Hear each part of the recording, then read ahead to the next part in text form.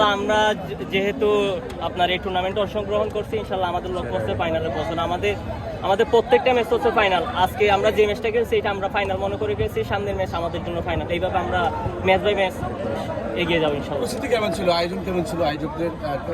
না ভালো ইনশাল্লাহ। এটা যেহেতু আজকে আমাদের ফার্স্ট ম্যাচ ছিল, আমাদের টিমে একটু মিসআন্ডারস্ট্যান্ডিং ছিল। ইনশাল্লাহ আমার বিশ্বাস আমাদের টিম সামনের ম্যাচে এই মিসআন্ডারস্ট্যান্ডিংগুলো আপনার ওভারকাম করবে। আমরা দেখেছি আপনি দুর্দান্ত খেলেছেন, কেমন প্রস্তুতি ছিল আসলে এই ম্যাচে? না আসলে আমি সবসময় এই ধরনের খেলাগুলো অনেক বেশি উপভোগ করি এবং ভালো খেলার চেষ্টা করি।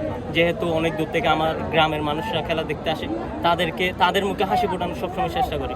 এবং আগামী দিনের খেলার জন্য কি ইনশাল্লাহ আমরা আরো ভালোভাবে প্রস্তুত হয়ে আসবো। আপনার কাছ থেকে পরে কোনো গোল পাবো কিনা আমরা? ইনশাল্লাহ গোল তো হচ্ছে উপরওয়ালার হাতে, আমি আমার জায়গা থেকে চেষ্টা করবো ইনশাল্লাহ। টেকনাফের মানুষের উদ্দেশ্যে কি বলবেন? না আমি টেকনাফের প্রত্যেক মানুষের কাছে আমি কৃতজ্ঞ।